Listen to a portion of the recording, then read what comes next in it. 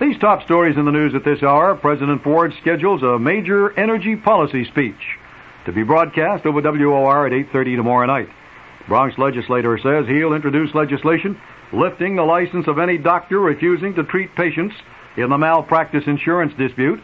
United States officials reportedly concerned about the deteriorating political situation in Lebanon. This is Lester Smith reporting. Next news as it happens. Next scheduled news at 11 o'clock over WOR Radio 710, the Talk of New York.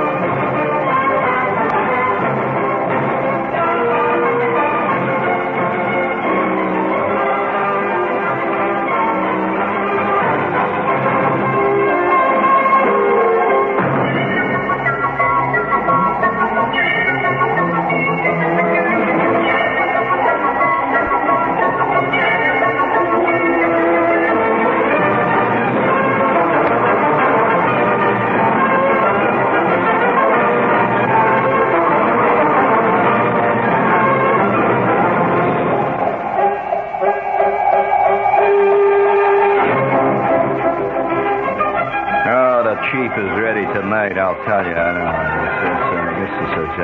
In fact, I feel tonight like a human cake of yeast, ready to ferment and blow up there. Bring it up there, please, for you, Barney, please. The peoples is out there. La da da da.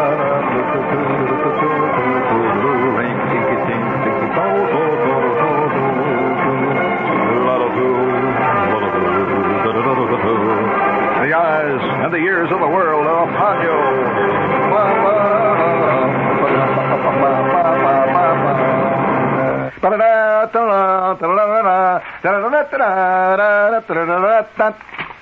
All right, did you like that? I'll give you a brass Figlagee with a bronze oak leaf palm if you can tell me what that theme was. What was it the theme of?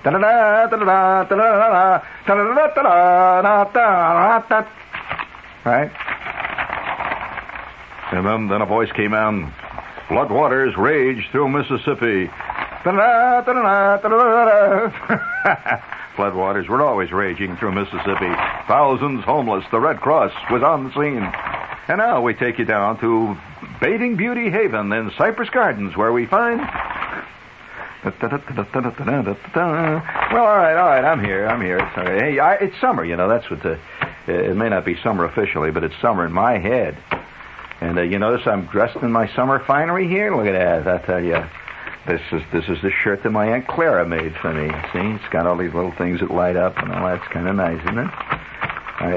You can just see that everything is slowly disintegrating into chaos when I get the nerve to wear a shirt like this here, right? And I notice the engineers have been absolutely discreetly silent about it, which I like. Yeah, the old breed of engineer would have refused to do the show with me. Oh, they used to be very stuffy. Now they're just foofy, which is not the same. Would you, of course these things you get into the religious discussions, the difference between a foof and a stuff. I see a magazine, Current Magazine, this little Lee in there was reading Cosmo, right? There was a whole article on how to determine whether you're stuffy, right? And it seems that the being stuffy consists in using moderately decent English, largely. And, ordering good wines, things like that, that's stuffy. Do you order Cafe de Rothschild instead of Thunderbird? Well, then you're possibly then a stuff. You know, give me some Thunderbird, eh? You're not stuffy. One thing about you eat plenty of Big Macs. And I'm smarter than the average ranger. Let's go. Bring it up, Barney. Yeah. The old man is ready to go. Oh, some of these days, baby, you're gonna miss me, honey. You're gonna miss this crazy big old fatty sitting here, and I'm gonna be gone. I'm gonna burn up Route 66. I'm gonna raise a lot of dust. I'm cutting out AB. I got my plans. Oh, you're gonna sit around. You're gonna say, how come I was so mean when he's here? But he's gonna be gone, and he's never gonna come back. He's gonna go. He's gonna go down that big old road. Somebody says, baby, goes on the shelf. Here we go.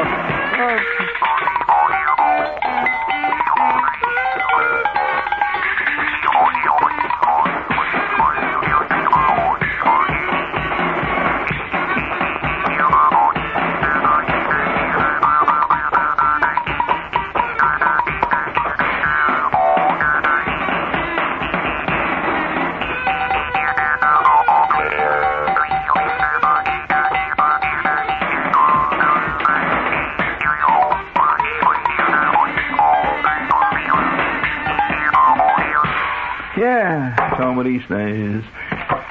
Well, you know, I'm still there, right? I gotta miss me, honey. Hey, listen, we've got...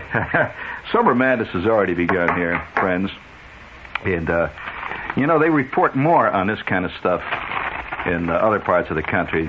You never know what time of the year it is here in New York if you had to rely on the papers, except that, you know, they have Mets lose, Yanks drop pair. So, you just know, you know it's summer that way. You know this.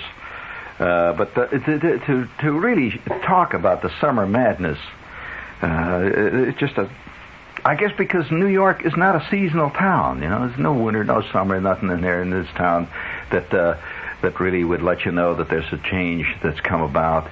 It gets a little warmer walking down 6th Avenue. It gets a little colder sometimes. Yeah, I had a friend one day just walk right out of a building here, and it was 42 degrees. He walked out. He says, "By God, it ain't summer." And I said, "No, it isn't, Herb." He said, "Where'd it go?" I says, "Well, you know where it goes. It just goes every year. I don't want to get into quantum theory here with you now, Herb." He said, "But it's gone. Look, it's cold." I said, "It's winter now. You've got to take off that Palm Beach suit and get rid of those sandals." "Oh, it's cold." Well, that is a New Yorker reacting to the change of climate. And I would like to salute the character here tonight, if I may. It's a very serious program here tonight. It deals with what could be called Americana, right? And what is Americana? Well, I wonder if they have Boliviana in Bolivia, you know, or Peruviana in Peru. I wonder if the guys sit around in, say, a place like Latvia or Estonia. And, you know, one says to the other, "Well, what do they know about the Estonian way of life? Here I am, a folk singer. I sing nothing but pure Estoniana." Well, I suppose they do that, right? Well, okay. I would like to give me a little just a little razzmatazz music that you had there for a minute there to salute an old duffer who is about to celebrate his own world. Yes, in America. It was a time to yawn. The world to end, the war to end all wars was over, and we'd won, and the confetti had been swept away. The year was 1922. Oh, I say, ba ba ba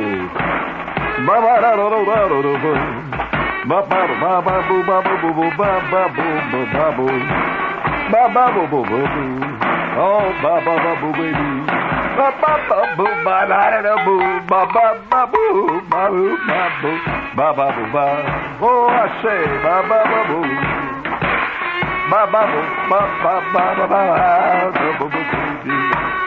ba ba boo ba, ba ba boo ba boo, ba ba boo ba ba ba ba boo, ba ba boo.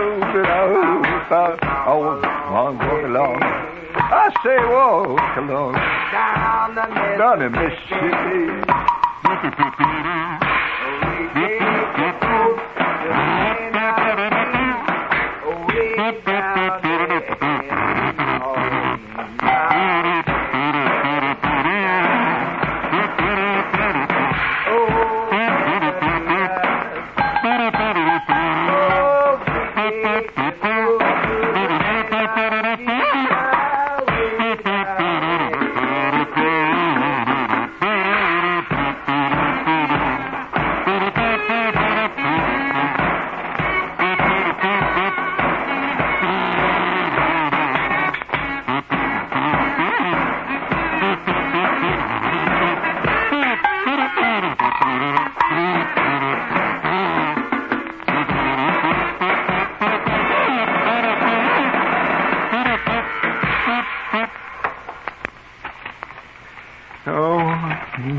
I don't know what's the matter with me here. I think it's summer. That's what it does to you.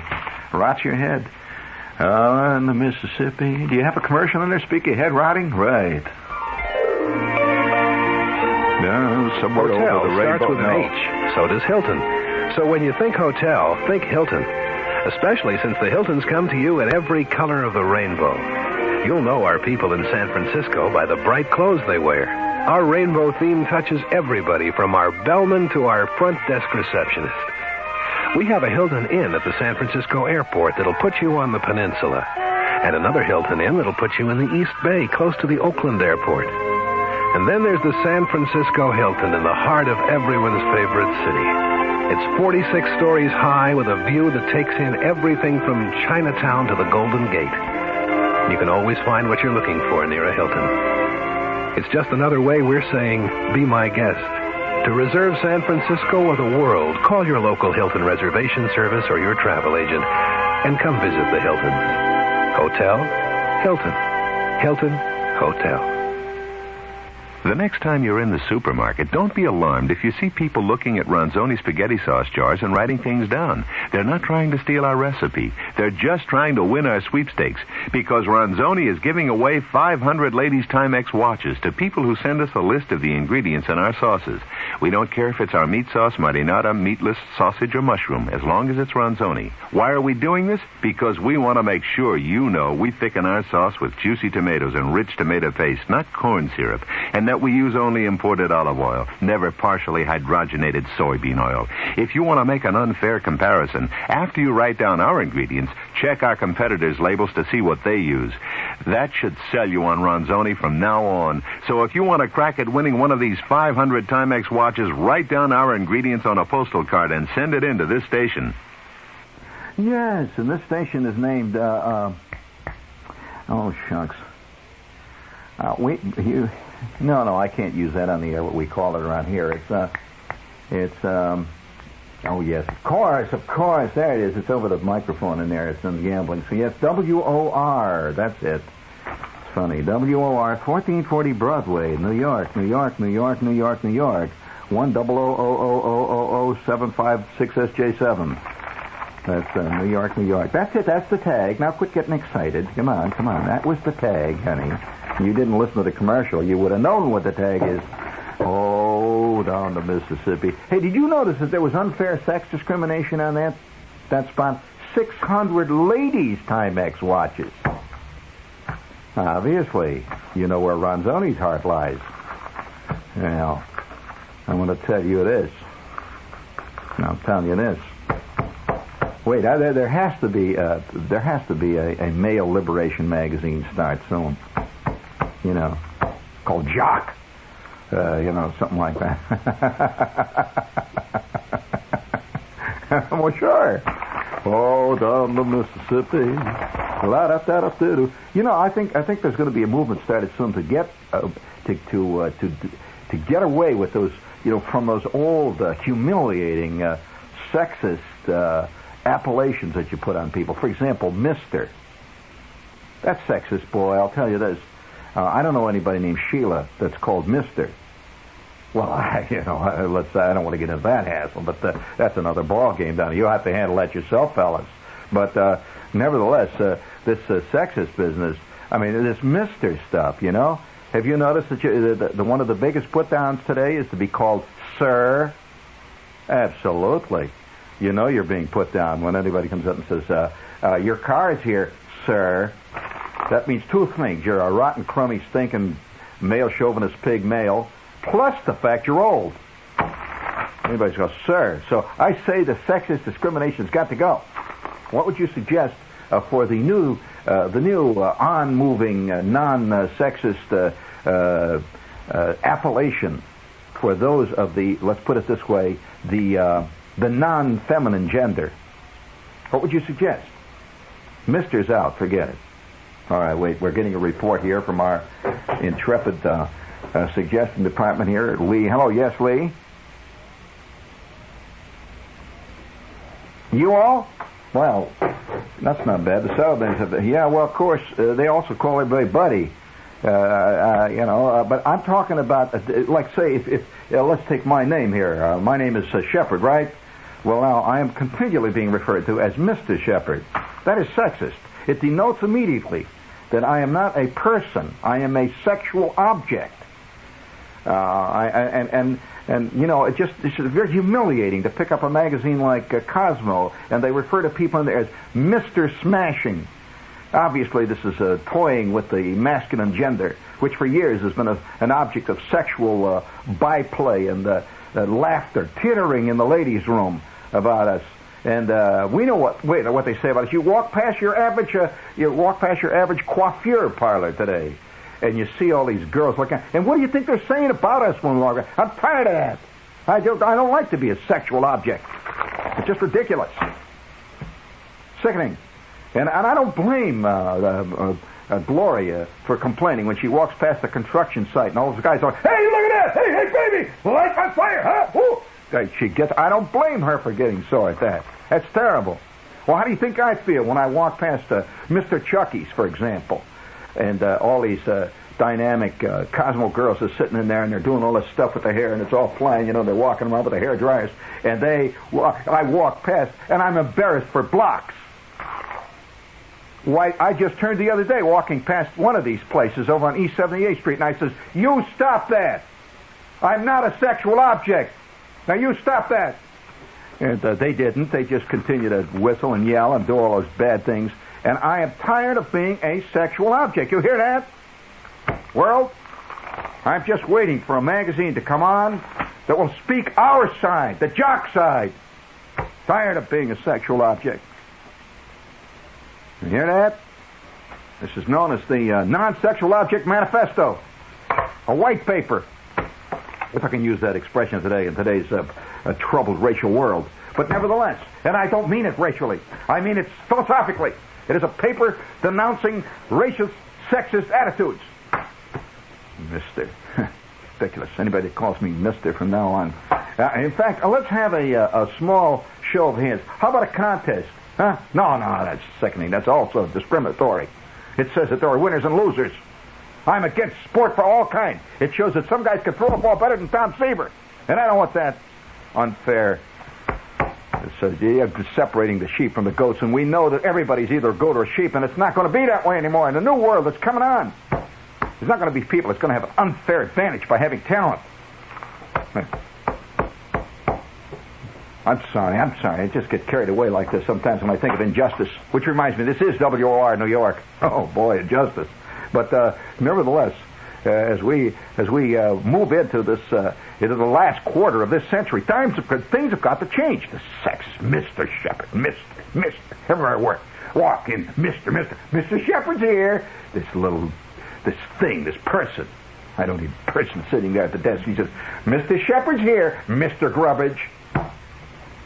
Sexist objects right there for the start. Mr. I'm tired of it. Send your name and address here to JOK, Jock. And you just send your name and address to JOK, right? Jock. And give us suggestions for the new appellation. The girls have now got Ms., right? And I don't blame them for using that. That sounds nice. Ms. Sounds like a slow leak in an all-state tire. Ms. And it's not bad at all. It's kind of good. And I like that. It's not sexist. It's just Ms. That's not sexist. Not at all. And it's not like Miss, which was so sexist. Miss, for heaven's sakes. That denotes... wait just a minute here. Yes. Chief? Oh, that's once again, spoken like a true sexist, female chauvinist pig. Chief. There's the put down. See? I'm getting that from the control room. Put down. Every time I go. That denotes that I am some kind of a tyrant, that I'm tromping over the poor, helpless fellow people. I'm an entertainment person. This is what I am. I'm an entertainment person. I am a laugh funny person. You remember how they used to say funny man? No, that's sexist pig. I'm a funny person now. Funny person. And for any of you who have a suggestion as to what we should start calling the new liberated male, please send your contributions to Jock, J-O-K. It's got to be said right. Jock. I mean, so Jock Shepard's here. Hey, that's not bad. Jock's here. Jock Shepard's here. Here's your card, Jock. That's not bad. Huh? Jock, your car's here, Jock. Or how about, would you care to see the wine list, Jock? That's not bad. That's not a sexual object. Although it may give you a sore throat if you keep doing it long enough, but we don't. Our problem is not to help the Listerine people. Our problem is to do something about this ridiculous sexual discrimination that's gone on far too long. In fact, I think the future world, right from very birth, children will be born without any sex at all. Absolutely. In fact, it'll probably be surgically removed in the beginning. But then when we learn more about genes, we can produce a totally sexless creature, and there will be no discrimination at all at that point. No fun either, but there will be no discrimination at all at that point. And get your name and address in there fast. Don't forget the address is Jock, in care of this station. I repeat, Jock, in care of this station. And now, please, let's get right down to business. If anybody says you can't beat inflation, tell them to go to Dodge. Waiting at the Dodge Boys now. $200 more in rebates on a new Dart, tradesman van, or light-duty carry van. When you buy or lease any new Dodge Dart from stock or a light-duty van, you'll get $200 cash back from Chrysler Corporation. The Dart gives you low purchase price, high resale value, and great gas mileage. The Tradesman Maxi van is the biggest in the business. All you do is make your best deal at the Dodge Boys on a new Dart or Dodge van. You'll get $200 cash back. But hurry, it's a limited time offer for retail customers only. One to a customer at participating Dodge dealers. So if anybody says you can't beat inflation, just tell them you know where they should go. Tell them to go. Yeah, tell them where they can go. See there, like that. You can beat inflation by buying a Dodge. See your local participating Dodge dealer today. Beat inflation. Spend all your dough. You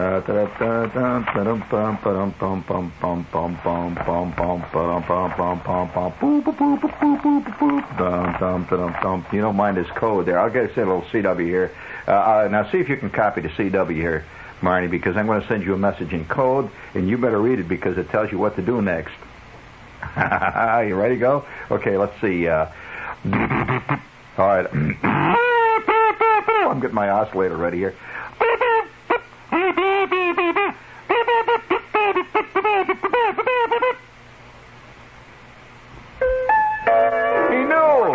Son of a gun. That's the general commercial, of course. I just called for it. Right. Corn-o-cide. It's a great beer. Your corns won't find your corns won't place. No place to hide. Corn-o-cide gets to your corn, so your corns won't get to you. Yo. Now you can wash away corns and calluses with Corn-o-cide. For thousands of sufferers, it has truly now, felt I want like all a of you to get miracle ready worker. to sing in the last verse Corn-o-cide here. medicated foot bath helps relieve pain in just minutes, so your feet feel refreshed and revived. And right after is a perfect time to use the amazing Corn-o-cide eraser. It leaves your feet feeling smooth. Corn-o-cide, available at all Duane Reade drugstores. All together now. Corn-o-cide.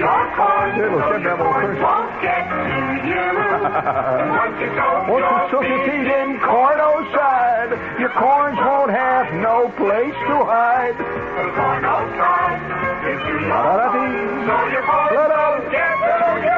Oh, them little old rotten corns. Corn-o-cide. I wonder how Herb Saltzman's corn crop is coming up there, huh? You know, I'd like to thank all of you who sent cow manure to Mr. Saltzman here. He was very, very, very gracious, and today he was quite fragrant, too, in fact. And Mr. Saltzman received over 4 tons of cow manure in his office. And, of course, Mr. Saltzman is the manager of the station here, so he's used to getting manure of one kind or another. And he received over 4 tons of cow manure from grateful listeners who wanted to see his corn crop growing well in the reception room on the 23rd floor. Yes, you know what happened, don't you?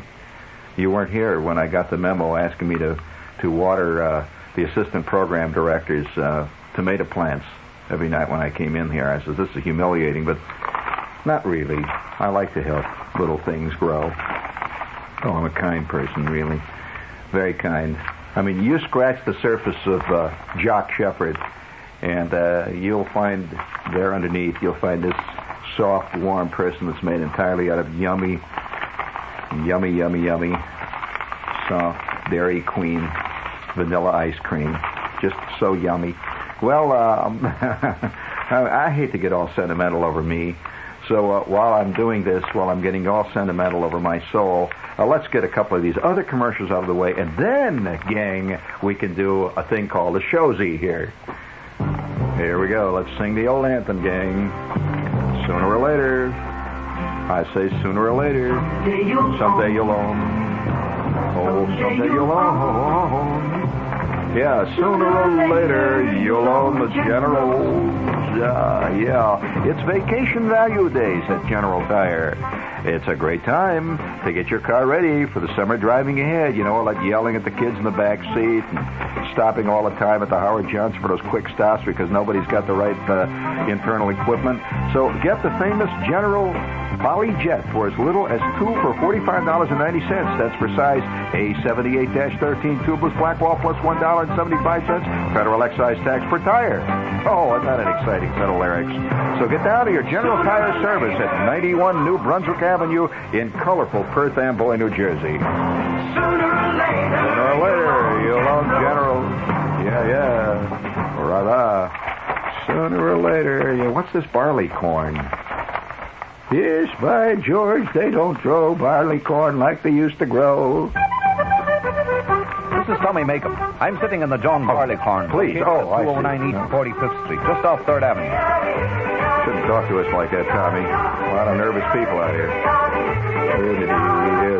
John Barleycorn is New York's first and most famous Irish singing pub. If you want a sample of what Irish hospitality is really like, you should come in and soak up the atmosphere. The hospitality is warm, the people are cheerful, and the service is just fantastic. You notice the Irish jump up They have and an down old a lot. saying at the Barleycorn. There are no strangers here, only friends you haven't met. And you can prove that to yourself by dropping in any time. You can have lunch, dinner, or supper 7 days a week. And a good time all the time. The food is fit for royalty, and as a matter of fact, some of the recipes have been handed down from the courts of Irish kings. You know how they ate. Oh. The John Barleycorn, the Irish oasis in Midtown Manhattan. Yippity-yoo, yippity-yah, yippity-yippity, should it be gone, be gone with ye. Let's see, for lunch, did you have his old Tommy Makem? I knew him before he was Irish. It's been a long time. For lunch, dinner, or special party information, call YU6-1088. Sure, indeed. You'll have a little needs before dinner. What's the matter now? Well, it's scratched out here, but I'll do it if you want. I mean, I'll do it if you want. You know me, I'm putty in your hands. But it's according to that, I may be wrong, but it's scratched out. It's both of them are scratched out. They got mad finally with what I said, you know. Yippity-yoo, yippity-yoo. Well, we're back again. Oh, yeah, here it is, summertime, and the living is easy. Summertime. Where's my salute to Americans? Here, salute to American that's doing it. Yeah, all right. I was going to read this thing to you. It's the kind of stuff. This was sent to me by one of my spies. Okay, here it is. No, that's not the rest of it. Now, wait. Just be patient, gang. After all, we've been together for some time, you and me. We know that I'll eventually do it. There it is. Okay. How about this? Wouldn't you like to know this guy? In America, it was a time to yawn. The war to end all... This was in a West Coast paper. Los Angeles Times, in fact. The war to end all war was over, and we'd won, and the confetti had been swept away. It was 1922. The year was just another one of those years. The country was snoozing, and a mild recession was going on. But the duel between horses and mechanized travel was coming to a fast finish, and there was excitement there. The most excitement had to do with the motorcycle. Did you know that in the year of 1922? Yep, you had to be crazy, folks figured, to ride on something that had only two wheels and sounded like it was shooting at you. That's a good line. Now, that's good writing. You just don't get that kind of writing inside the Times. I'm sorry. I like the Times, the New York Times, but the They wouldn't allow a phrase like that to get by. Hey, did you see the salute on television recently to somebody over at NBC has been listening to the old dad here. I've said for a long time that a true public figure is rarely on television. And to me, really a true public figure is Will Wang. Will Wang, the editor of the New York Times crossword puzzle. I have fought Will Wang tooth and nail every day for years, and more often than not, that son of a gun wins, right? And there he was. They did a profile. Will, we're proud of you. You've come a long way from those days when you were, standing around in a corner and hoping to get a chance to write an obit from one to another. I salute thee. But nevertheless, here's the line. It says, you had to be crazy, folks figured, to ride on something that had only two wheels and sounded like it was shooting at you. But it smacked of high adventure. This is 1922 and the beginning of the motorcycle. Of course, they had motorcycles. You know that the motorcycle was one of the very first vehicles ever actually created that moved across the ground on its own power for a number of reasons. But it was a very early vehicle, but it was very big just before World War I. In fact, my father, to use a little, you might say, self-memory here, my father had a book that he gave me that he had when he was a kid. And the book was about Tom Swift. Did you ever read any Tom Swift? Well, that was the stuff my old man read, actually. And he had a book called Tom Swift and His Motorcycle. And it was all about, this kid, Tom Swift, who made his own motorcycle. And he drove around like crazy on a motorcycle. And of course, that was about that time, and apparently that was a big deal in those days. The whole motorcycle mystique was really taken off in 1922, and this is a piece about it. It's at 1922. It attracted some people, this crazy machine that you rode around and fell off on stuff. One was a Los Angeles guy named George Baggy, who was 18, and he was ready for a little action. 1922, old George. Now, you wouldn't guess that to look at Baggy today. He's 70 now. He lives in one of those moderately posh downtown townhouses in a gated, guarded area of Los Angeles near Inglewood. And he's a very distinguished-looking gentleman who rarely smiles and looks a little bit like Calvin Coolidge. He is a quiet, solid local institution in the not-so-exciting business of wheel alignment and balancing. Baggy & Son, Incorporated. George is the son, and he's been in business in Culver City since 1918. And they've never had what you might call a bad year. George Baggy's business cards read, quote, by appointment only. That's pretty elegant. Get your wheels balanced by appointment only.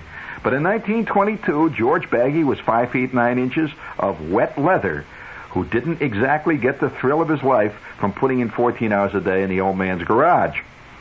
So he convinced two buddies that it might be fun for the three of them to get on their motorcycles and take a little ride from Los Angeles to New York.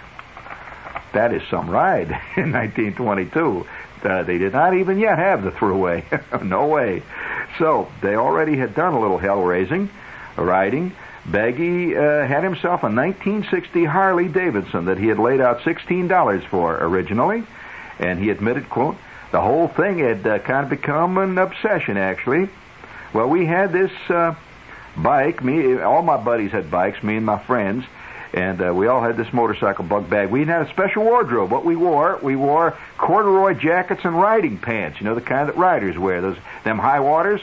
We had leather leggings, leather helmets, and aviation goggles. And we all kept them Harleys in top condition. We just kept them shined right up. Well, every Friday we would leave at 10 p.m. for Layton's Cafeteria in Frisco for hash and eggs. See, we lived in L.A., so that was quite dry. That's 700 miles.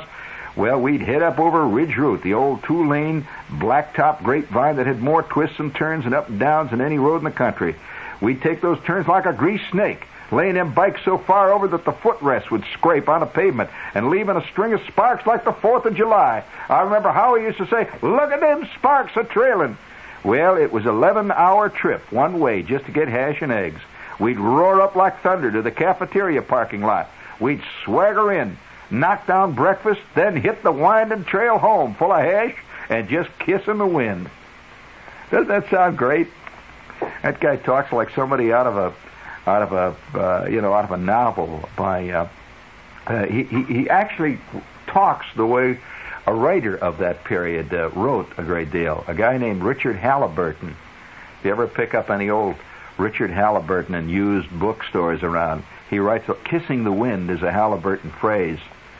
You know what happened to Richard Halliburton? A very famous character of the period, dashing.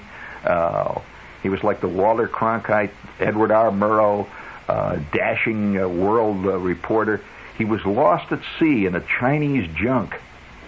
Oh, I mean, that's the way to go.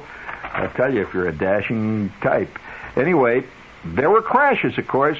Baggy himself went airborne once when his two-wheeler mixed metal with a very solidly built automobile. He banged into a car, and here's the quote: "I landed 60 feet away from the wreck scene. I bruised my pride. As for my Harley, well, I just called the tow truck. They swept up the pieces. Took me a month later to get that thing back out there on the road running." But those were mostly good times and excitement, and that paved the way for the cross-country run. Now, here's why we're telling you about this. There was a little more involved in this New York caper than making a two-lane blacktop trip to San Francisco. About the only road in those days between Los Angeles and New York was more of a rumor than a road. They didn't even have road maps like we have today. You know, you just go into the Shell station or the Esso station. They had to have, there'd just be a little green line marked through this place called Utah.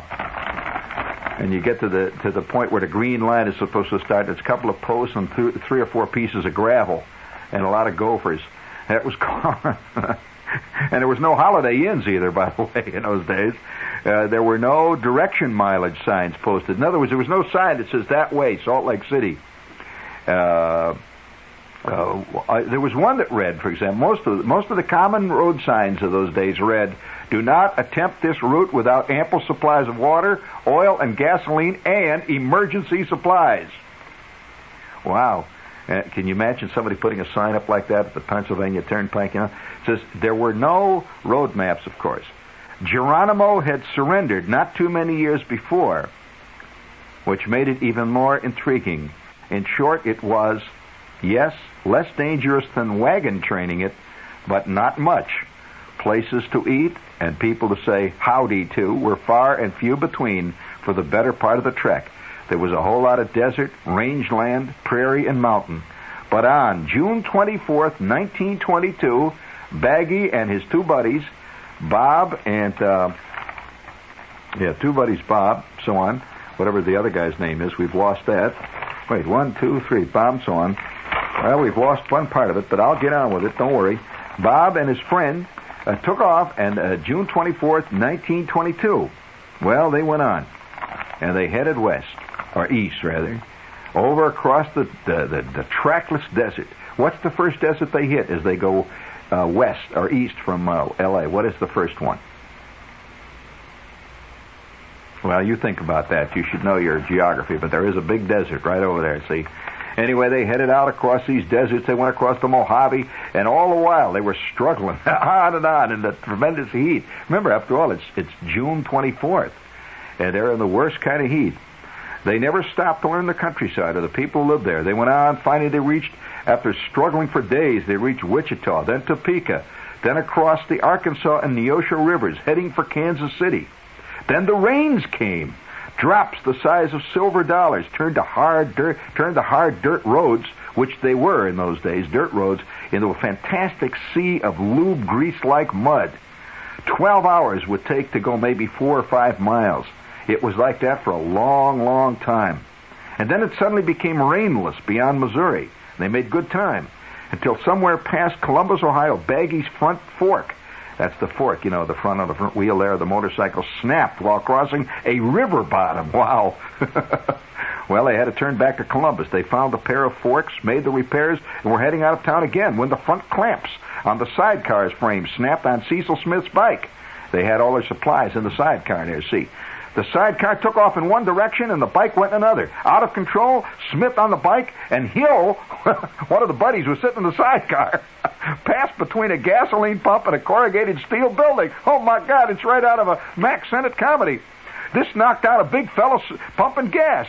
He's standing there. This sidecar knocks him right down. Quote, almost broke his leg. Ripped a large hole in the rear fender of the customer's car, which was a brand new Dart 4-cylinder touring car, and he went right through the side of the garage. Got up and said, well, crikey, that was some scene there. And he was absolutely unhurt, but it was caused a lot of confusion. Trouble had come to River City. There they were. The sidecar got away. Went right through the garage, knocked down a guy pumping gas, and knocked off the back of a Dart 4-door touring sedan. Well, I'll tell you, it was trouble. After a while, a crowd of townspeople come marching up the street with the sheriff. A crowd coming with the sheriff. The sheriff was wearing a 5-pointed badge and a gun large enough to qualify for shooting the tops off mountains. There was no cavalry, nowhere to save us. We was just putting the pokey till we could get the money from home to get us out and pay for all the damage. Well, after that, the going was easy. That was after the 14 days had been spent in the slam. And we went on and on. And we went on through Nebraska. We went on through all them states until finally we reached New York. Tired, worn out, but we'd done it. And do you know that I hadn't been back to New York since? And you know what he's going to do? He's going to make the trip again on the same 1916 Harley beginning June 24th. My God, I'd like to be on hand and greet him when he comes into town. Wouldn't you come down? I'd love to see a 1916 Harley personally. And you know, he says made more. It sounded like it was shooting at you. He says that thing made more sound. They didn't have mufflers like they have today, you know. I don't know whether he could get the kind of gas that thing, because that was very low octane gas that must have used. You know where people bought gas in 1916 and you know, years before the World War? Well, most gas, believe it or not, was sold in drugstores. Drugstores. You know, and just before, in fact, before, say, the turn of the century, all gasoline was sold in drugstores because it was not considered a fuel. It was considered a cleaning fluid. You know, something like or medicine, too. People took it for medicine, believe it or not. And so, you know, you'd come down the street there in your 1898 Curve Dash Oldsmobile, you know, and you'd stop in front of the drugstore. And you'd get out, you'd go into the drugstore, and you'd look for the prescription man. You'd say, "I'll have 1 pint of your best petrol, please." He'd say, "Do you have a prescription?"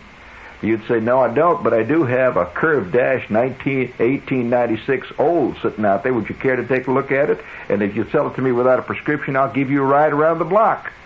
And sure enough, they came out with that nice little jar. They poured it in and...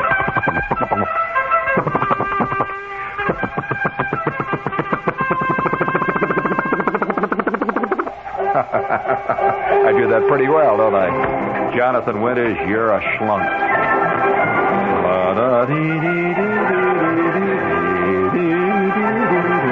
Anybody can do a machine gun. Try a 1898 Olds Curve Dash.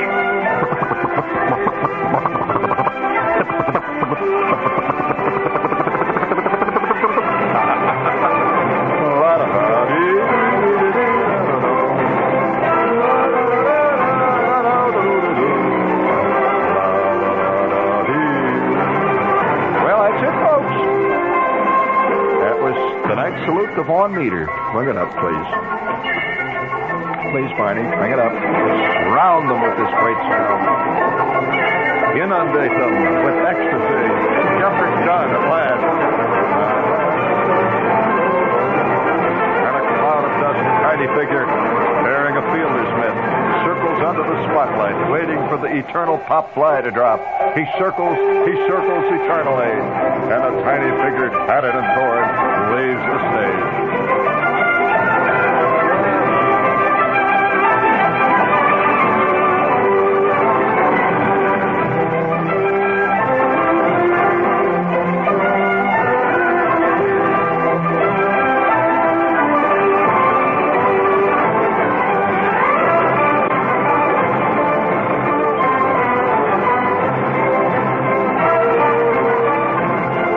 that included 14 days in jail. I'd love to have seen that scene with the sidecar going in one direction, the motorcycle in the other, the guy pumping gas into a dart. This is WOR New York. Stay tuned for In Conversation.